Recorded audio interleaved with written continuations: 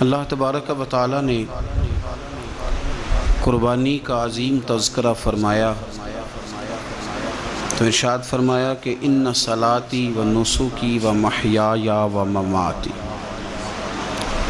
اے محبوب علیہ السلام، بے شک آپ یہ فرمائیں کہ بے شک میری نماز اور میری قربانیاں، بہت تفصیل میں ڈیٹیل میں جانے کی ضرورت نہیں، قرآن مجید نے مختصر بات کی کہ میرا جینا بھی اور میرا دنیا سے جانا بھی، نماز بھی، قربانی بھی، جینا بھی، مرنا بھی۔ اب اس اجمال نے ساری تفصیلوں کو اپنے اندر بند کر دیا ہے۔ جتنی تفاصیل قربانی کے بارے میں، راہ خدا میں دینے کے بارے میں ہو سکتی تھیں، وہ ساری اس آیت نے بند کر دی، بات ختم کر دی۔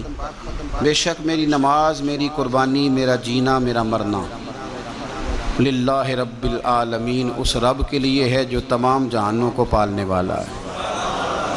رضائے الہی میں کیا دینا ہے، کیا رکھنا ہے، بات کو سمیٹ کے رکھ دیا۔ فرمایا جینا بھی اللہ کے لیے ہے، مرنا بھی اللہ کے لیے۔ قربانی کا مفہوم صرف اتنا نہ سمجھیں، اس کا فلسفہ سمجھیں۔ قربانی کا مفہوم صرف اتنا نہیں ہے کہ آپ نے ایک جانور خرید لیا تو آپ نے اس کو ذبح کر دیا۔ قربانی کا مفہوم یہ ہے کہ اللہ کی رضا کے لیے قربانی کرنی، اس ذات کی بلندی کو دیکھیں، اس کے مقام کو دیکھیں، اس کے مرتبے کو دیکھیں، پھر اس کی عطاؤں کو دیکھیں، پھر ہمارے بن مانگے اس نے ہمیں کیا کچھ دیا، اس کے نوازنے کو دیکھیں۔ میرا جو دوست مجھے زیادہ پیارا ہوتا ہے، اس کے گھر میں میں سادے شاپر میں سوٹ نہیں لے کے جاتا، میں اس کو منگاتا ہوں، گفٹ پیک میں بند کرتا ہوں، ساتھ ایک مٹھائی کا ڈبہ رکھتا ہوں، اس کو اچھے انداز میں لے کر کے جاتا ہوں چونکہ مجھے پیارا ہے اور اب اس کی ادب آداب کا خیال کرتا ہوں۔ تو آپ اس بات کو اچھے طریقے سے سمجھ لیں کہ قربانی کا مفہوم جانور کو ذبح کر دینا نہیں، قربانی کا مفہوم تو رب کی رضا کو پانے کا نام ہے، اللہ کی رضا کو پانا ہے۔ وہ کتنا اعلیٰ ہے، تو جب اس کی بارگاہ میں تحفہ بھیجنا ہے تو پھر آپ نے جانور کو پیش نظر نہیں رکھنا، پھر تو آپ نے اس مالک کو پیش نظر رکھنا ہے کہ جس کے شایان شان ہم کچھ پیش کرنے کی صلاحیت اور قابلیت نہیں رکھتے۔ تو اللہ کی ذات کے شایان شان دیکھیں نا، قرآن مجید نے ایک سوچ ہمارے ذہنوں میں پیدا کی۔ فرمایا اگر تم چاہتے ہو نا کہ تمہیں بھلائی ملے اور تم درجہ ابرار میں داخل ہو جاؤ، ان الابرار لفی نعیم، وہ ابرار جنہیں اللہ جنت میں داخل کرے گا، تم بر تک پہنچ جاؤ، تو پھر فرمایا لن تنالوا البر حتی تنفقوا مما تحبون۔ فرمایا تم ہرگز بھلائی کو نہیں پہنچ سکتے جب تک اپنی پیاری چیز راہ خدا میں خرچ نہ کرو۔ مما تحبون یعنی وہ شے جس سے تمہیں پہلے پیار ہو جائے، جس سے پہلے تمہیں محبت ہو جائے، جو تمہاری پیاری ہو، وہ تم راہ خدا میں۔ آپ اس مفہوم کو اچھے طریقے سے ذہن میں ہم لوگ کیا کرتے ہیں، ایک جانور لینا ہے، بس ٹھیک ہے جی مناسب مل گیا تھا، ذبح کر دیا۔ آپ اس کیفیت کو تو سمجھیں کہ یہ تحفہ کسی معمولی آدمی کو نہیں دینا، یہ رب کریم کی بارگاہ میں پیش کرنا۔ آپ ناراض نہ ہوں تو ہم تو معاذ اللہ قربانی کے موقع پر بھی جوے کا انتظار کرتے ہیں۔ آخری دن دیکھوں گا جوا چڑھ گیا، دب گیا۔ اگر تو جانور بڑا نیچے گر گیا تو موج بن گئی، مثلا کیا ہو جائے گا، 20,000 سستا ہو جائے گا کیا؟ تو آپ کا یہ نفع نہیں کہ اللہ کی رضا کے لیے 20,000 اور زیادہ لگ جائے اللہ کے رستے میں۔ وہ جو سٹیٹس تھا نا رب کی رضا کے لیے دینے کا، اپنی پیاری چیز مما تحبون، اور اس کے تحت ہمارے مفسرین نے لکھا اس سے مراد صرف مال دینا نہیں کہ کوئی بندہ سمجھے صرف مال دوں گا تو نیکی تک پہنچ جاؤں گا۔ وہ کہتے ہیں اگر تجھے برادری پیاری ہے تو برادری قربان کر مصطفیٰ کے نام پر، اگر تجھے عہدہ پیارا ہے تو اپنا عہدہ قربان کر نبی پاک کے نام پر، اگر تجھے علاقہ پیارا ہے تو ہجرت کر رسول اللہ کے نام پر، اور اگر تجھے اپنی ذات پیاری ہے، اگر تجھے اپنا آپ پیارا ہے تو جان پاویں نہ جان میرے محبوبہ، میں تے لگیاں توڑ نبھیساں، راہ تیرے وچ رول کے مرساں، تے قدم نہ پچھاں ہٹیساں، سجنا جان امانت تیری، تو جدو منگ سے میں پیش کرے سا، جان امانت تیری جدو منگ سے میں پیش۔ ہمارا جو معیار بنے نا اللہ کے رستے میں دینے کا، وہ بڑا کمزور ہے، اس میں لطف نہیں، اس میں حضرت عبداللہ ابن عمر، یہ سادی باتیں ہیں پر اس کے کبھی حسن کو سمجھیں۔ شکر کھانا انہیں پسند تھا، کس میں ہوتی ہے نا، کچھ لوگوں کو گوشت پسند ہوتا ہے، تو کچھ بچے ایسے ہیں کہ وہ گوشت پک جائے تو وہ گھر سے نکل جاتے ہیں اس دن۔ حضرت کو شکر بڑی پسند تھی تو شکر کی بوریاں منگاتے تھے اور وہ منگا کے اللہ کے رستے میں خیرات کرتے تھے۔ آپ کے صاحبزادے کہتے ہیں حضور آپ پیسے دے دیں، کسی بندے کو کوئی ضرورت ہوگی تو وہ وہاں وہ لگا لے گا، تو آپ فرمانے لگے اللہ کہتا ہے پیاری چیز خرچ کرو، تو مجھے یہ پیاری ہے تو میں یہ نہ خرچ کروں۔ جو چیز آپ کی محبوب ہے، جو آپ کو جان سے عزیز ہے، جس سے آپ کو دلچسپی ہے، وہ جب آپ اللہ کے رستے میں دیتے ہیں تو پھر آپ یؤمنون بالغیب کی ایک بڑی خوبصورت تفسیر بن جاتے ہیں کہ آپ نے تحفہ سجا کے، سوار کے، نکھار کے، خوشبو لگا کے، اچھی پیکنگ میں آپ نے اپنے مالک کے حضور پیش کیا۔ لیکن اگر آپ کہیں کہ اوہو خرچے بڑے زیادہ تھے، پہلے ہی حالات پہلے ہی بڑے خراب تھے، اب قربانی بھی سر پہ آ گئی ہے، معاذ اللہ، تو آپ نے نا وہ مزہ خراب کر دیا، وہ ذائقہ نہیں ٹھیک رہا۔ وہ تو سودا ہی بڑا قیمتی ہے، وہ کہتا ہے تو ایک دیتا جا 70 لیتا جا، اور نفع ہی نفع، نقصان والا کھاتا ہی کوئی نہیں۔ تو قربانی کا ماحول سمجھے، مزاج سمجھے، پیاری چیز، وہ کو 10 دن آپ کے پاس رہے، اس سے آپ کو دلچسپی ہو جائے، کبھی آپ اسے دیکھنے جائیں، کبھی گھاس ڈالنے جائیں، کبھی اس کی پشت پہ ہاتھ پھیریں۔ یار نبی پاک کا قربانی کے ساتھ جو ذوق ہے اس کو ملاحظہ تو کریں۔ کبھی نہیں کہا سیدہ فاطمہ سے کہ اپنے کمرے سے باہر آ، کبھی نہیں کہا، کبھی نہیں کہا حضور نے۔ اور پھر میں غریبوں سے بھی کہتا ہوں کہ نبی پاک پر کبھی زکوٰۃ فرض نہیں ہوئی، اتنا مال ہی نہیں تھا کہ زکوٰۃ فرض ہو، کبھی زکوٰۃ فرض نہیں ہوئی، لیکن قربانی حضور ایک نہیں دیتے تھے، 2 دیتے تھے، اور ایک اونٹ میں 7 حصے ہوتے ہیں، 7۔ لیکن جب حضور حج کرنے گئے تھے تو میرے نبی پاک نے 63 اونٹ ذبح فرمائے۔ ذرا 7 سے ضرب دے کے تو دیکھو کتنے بنتے ہیں۔ ہم سارا سال امیر ہوتے ہیں، عین قربانی کے دنوں میں غریب ہو جاتے ہیں۔ موٹر سائیکل چھوٹی عید کے بعد لی تھی، اس کے لیے پیسے تھے، لیکن قربانی کی جانور کی باری آئی تو ہاتھ تانگ ہو گیا، پتہ نہیں وہ کیسے تانگ ہو گیا، اللہ ہی بہتر جانتا ہے۔ اپنے ماحول کے اندر وہ خاص ایک خوشبو پیدا کریں جو رضا الہی کا۔ حضور نے کبھی نہیں سیدہ پاک سے فرمایا کہ باہر آؤ، لیکن حسنین کریمین فرماتے ہیں کہ حضور نے قربانی کا جانور خریدا، پھر سیدہ فاطمہ الزہرا رضی اللہ تعالی عنہا کے صحن میں حضور لائے، صحن میں۔ نبی پاک سے زیادہ نازک مزاج بندہ کوئی نہیں کائنات میں آئے گا۔ حضور کے وجود اطہر پر مکھی نہیں بیٹھتی تھی، پسینہ آتا تھا تو خوشبو آتی تھی، لیکن حضور قربانی کا جانور دست مبارک سے ذبح فرماتے اور کہا فاطمہ ادھر آ بیٹے۔ سیدہ کمرے سے باہر آئیں تو فرمایا یہاں کھڑی ہو، میں تیرے سامنے تیری قربانی کا جانور ذبح کرنے لگا۔ آپ ذرا اس بات کو دیکھیں، مسند امام احمد بن حنبل میں حضور نے فرمایا جانور سونا بھی ہونا چاہیے اور اس کی قیمت بھی زیادہ ہونی چاہیے، با اعتبار قیمت بھی زیادہ ہو، مہنگا خرید کے لائے ہوں آپ۔ کیوں؟ اس لیے کہ دینا اس رب کی بارگاہ میں ہے جو بڑی شانوں والا ہے۔ تو ہم نہ آہستہ آہستہ ان چیزوں سے پیچھے ہٹتے جا رہے ہیں جو چیزیں ہمیں اللہ کے قریب کرتی ہیں۔ ہو جاتا ہے کچھ چیزوں سے پیار ہونا چاہیے، لیکن جب اس چیز سے بڑھ کر رب سے پیار ہو، اس کے محبوب سے پیار ہو، تو پھر وہ چیزیں کوئی اہمیت نہیں رکھتی۔ حضرت حارثہ بن نعمان رضی اللہ تعالیٰ عنہ کہتے ہیں میں نے چھوٹی سی ایک گھوڑی لے کے پالی، پیار بھی بڑا ہو گیا، وہ بڑی بھی ہو گئی، خوبصورت بھی بڑی تھی، اور کبھی کبھی میرے بچے مذاق بھی کرتے، کہتے ابا سچ بتا ہم سے زیادہ پیار ہے کہ اس گھوڑی سے زیادہ پیار ہے؟ کیونکہ گھر آتے ہی آپ پوچھتے ہیں چارہ ڈالا ہے کہ نہیں، پانی پلایا ہے کہ نہیں، تو پیار اس سے زیادہ کہ ہم سے؟ تو حضرت حارثہ بن نعمان فرماتے تم نے جتنی باتیں کرنی ہیں کرو، اور مجھے پیار ہے تو میں کیا کر سکتا ہوں؟ بڑی خدمت کرتے، پیار کرتے۔ آیت نازل ہو گئی لن تنالوا البر حتی تنفقوا مما تحبون۔ غریب آدمی، ماڑا بندہ، گھوڑی کی لگام پکڑی اور مدینے والے رسول کی بارگاہ میں پہنچ گئے، یا رسول اللہ میری قبول کر لیں۔ آپ یقین کریں حالات خراب ہوتے ہیں تو لوگ سب سے پہلے وہ والا 100 بند کرتے ہیں جو مسجد جاتا تھا، سب سے پہلے لوگوں نے وہ رستے کاٹے وہ کنیکشن کاٹے جو اللہ کے راستے میں جاتے تھے. کیا کرتے ہو صاحب؟ یہ تو اصل ہے، باقی تو ساری فروعات ہیں، باقی تو ساری شاخیں ہیں. تو آپ نے جاڑی کاٹ دی جہاں سے آ رہا تھا.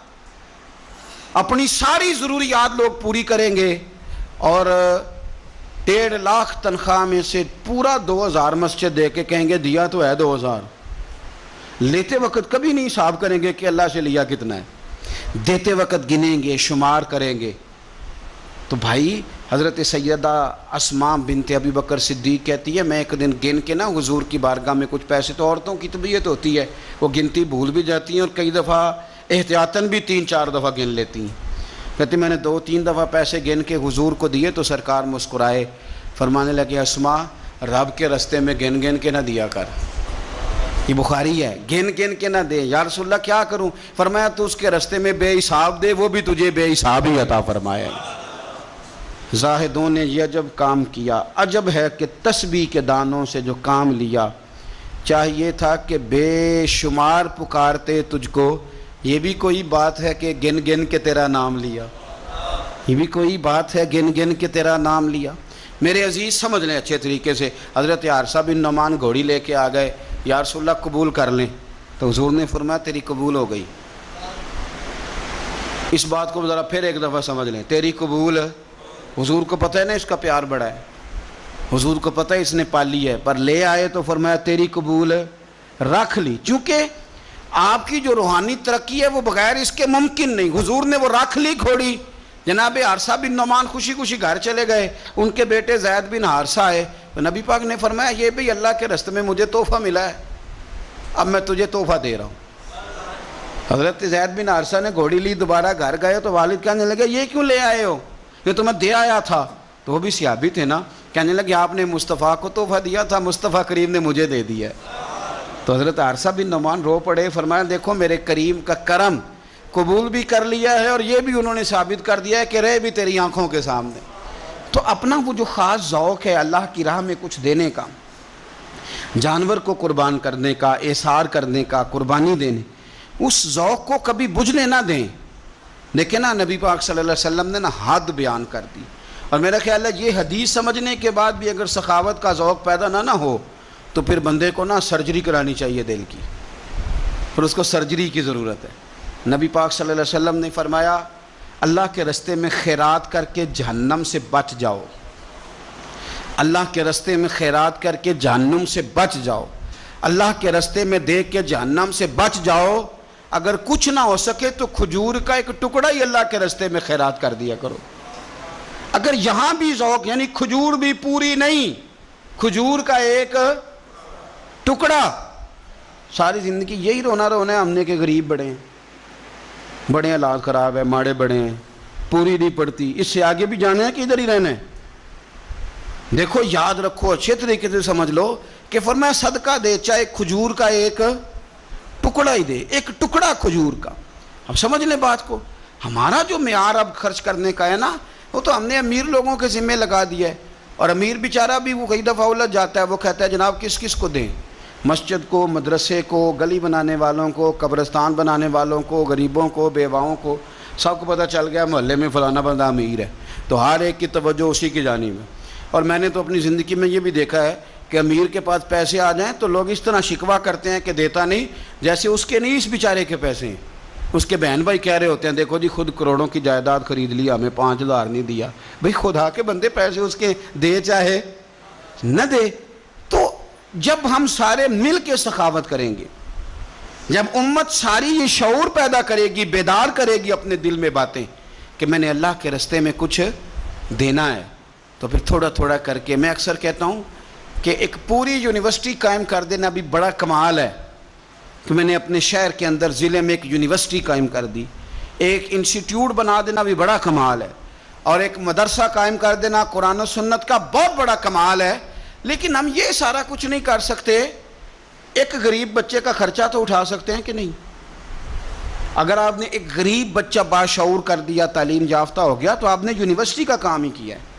لیکن ہم اس طرف بھی آنے کو تیار نہیں ہوتے. اپنی قربانی کے لحاظ سے ماحول کو سخاوت کا رنگ دیں، ماحول کو ذوق کا رنگ دیں. ہمارے ہاں لوگ پوچھنے لگ جاتے ہیں کہ قربانی کا سارا گوشت گھر میں رکھنا جائز ہے؟ بالکل جائز ہے. سارا گوشت کیا پورا اونٹ آپ گھر میں کھا لیں شریعت آپ کو منع نہیں کرتی، لیکن کس نے کان میں بتایا تھا کہ قربانی کے بعد گوشت ملنا ہی نہیں؟ آپ یقین کریں، پوچھیں الیکٹریشین لوگ جو یہ کام کرتے ہیں، مکینک لوگ، ان سے پوچھیں، وہ کہتے ہیں سب سے زیادہ فریزر کا کام آنے لگ گیا ہے. لوگ فریجیں ٹھیک کرا رہے ہیں اس لیے کہ گوشت سٹاک کرنا ہے، پتہ نہیں اس کے بعد کوئی بکرا ہاتھ آئے کہ نہ آئے، آخری سمجھ کے کھانا ہے. ایسا نہ کرو. اگر سارا گھر میں رکھنے کا مفتی صاحب سے فتویٰ پوچھ لیتے ہو تو کیا کسی مفتی نے یہ فتویٰ نہیں دیا کہ سارا بانٹ دینا بھی جائز ہے؟ یہ بھی فتویٰ پوچھو کسی سے، قربانی ساری رکھنی بھی جائز ہے اور ساری بانٹ دینی بھی، ایک لقمہ بھی نہ کھائیں، ساری بانٹ دیں. آپ بانٹتے رہیں، رب کریم آپ کو اور دینے کا ارادہ فرماتا رہے گا. تو اپنے ہاں یہ ذوق، اللہ کے راستے میں خیرات کرنے کا شوق، وہ خاص توانائی، وہ خاص اور پیاری چیز. حضرت انس بن مالک رضی اللہ تعالیٰ عنہ فرماتے ہیں میں بڑا فرما بردار تھا اپنی ماں کا. اماں چولہے میں آگ جلانے لگتی تو حضرت انس بن مالک عرض کرتے اماں جی آگ تو مجھے بھی جلانی آتی ہے، روٹیاں نہیں پکانی آتی، تو میں آگ جلا دیتا ہوں، اب روٹیاں پکا دیں. بچے سارے ہی اچھے ہوتے ہیں پر کچھ کی ادائیں بڑی نرالی ہوتی، وہ فرما بردار ہوتے ہیں، ان سے پیار ہو جاتا ہے. حضرت انس بن مالک کہتے ہیں میری اماں بڑا پیار کرتی تھی. میری عمر 10 سال ہو گئی اور مدینہ بھی سارا نور سے بھر گیا. مدینے والے رسول ہجرت کر کے تشریف لے آئے. اب یہ لاڈلے بیٹے ہیں، ماں کے لاڈلے بیٹے. اللہ اکبر. ماں نے کیا کیا؟ حضرت انس بن مالک کا بازو تھاما، مدرسے میں نہیں لے کے گئیں، یونیورسٹی میں نہیں لے کے گئیں، کالج میں نہیں لے کے گئیں، جہاں سے سارے علم جنم لیتے ہیں نا، جہاں سے ساری یونیورسٹیاں بنتی ہیں، اس محبوب کی بارگاہ میں بیٹا پیش کر دیا. دل پہ ہاتھ رکھ کے بتاؤ میں نے کہہ دیا، آپ نے سن لیا. عشق ہو جائے ہمیں مرشد سے، عشق ہو جائے ہمیں استاد سے. لوگ بچہ پڑھنے کے لیے تو ان کے ادارے میں بھیج دیتے ہیں. کبھی آپ نے سنا ہو کہ کوئی بچہ اس لیے بھیج دے کہ یہ آپ کے گھر کے کام کاج کرے گا؟ یہ بڑا مشکل کام ہے. انسان کو اولاد کمزور کر دیتی ہے، بندہ اولاد کے حق میں بزدل ہو جاتا ہے. وہ نہیں تسلیم کرتا کہ میرا بچہ اس طرح نوکری کرے، لیکن یہ شان ہے ان کے غلاموں کی. حضرت انس بن مالک کا بازو تھام کے ماں نے کہا، اور ماں نے کہا مستقبل کی کوئی فکر نہیں، لا کے حضور کی بارگاہ میں پیش کیا. عرض کرنے لگی یا رسول اللہ صلی اللہ علیہ وسلم، انس نہ آپ کے گھر کے کام کاج کیا کرے گا. یہ جو مزاج ہے نا خدمت کا، یہ ذوق، یہ رنگ، ہم لوگ جو ہوتے ہیں نا، ہم اور سٹیٹس میں زندگی گزارنا چاہتے ہیں، لیکن فقر کا، طریقت کا سٹیٹس اور ہوتا ہے. وہ کیا کسی شاعر نے 2 جملوں میں بات ختم کر دی، اسے کیا تیریاں ویکھ کے ادامہ میں مرید ہو گئی.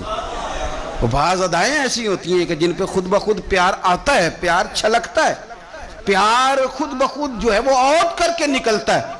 تو عزیز یاد رکھ لیں، حضرت انس بن مالک کہتے ہیں میری اماں مجھے چھوڑ گئی، کہنے لگی سونیا مما تحبون، پتر مجھے پیارا ہے، چونکہ پیارا ہے تو اب یہ سیدہ فاطمہ کے گھر میں کام کاج کرے گا.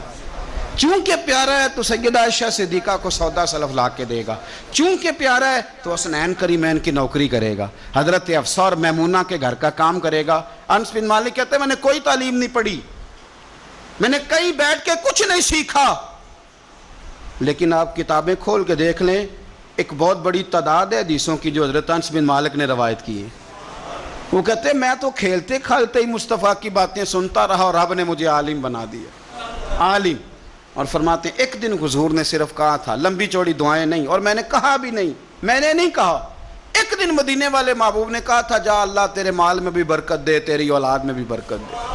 ختم ہو گئی بات. لمبی دعاؤں کی کیا حاجت تھی؟ ایک جملہ حضور نے فرمایا. اور کیوں فرمایا؟ کہ میری ماں مجھے چھوڑ گئی تھی. فرماتے ہیں کہ وہ حضور نے دعا دے دی، میں وہی بیج ڈالتا تھا جو سارا مدینہ ڈالتا تھا، وہی پانی لگاتا تھا جو سارا شہر لگاتا تھا، اسی طرح حل چلاتا تھا جس طرح سارا شہر چلاتا تھا. پر باقیوں کے باغ میں سال میں 1 دفعہ پھل آتا تھا، میرے میں 2 دفعہ پھل آتا تھا.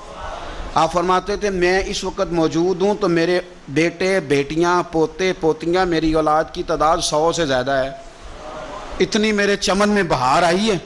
دوستو ایک صحابی تھے حضرت مصعب ابن عمیر،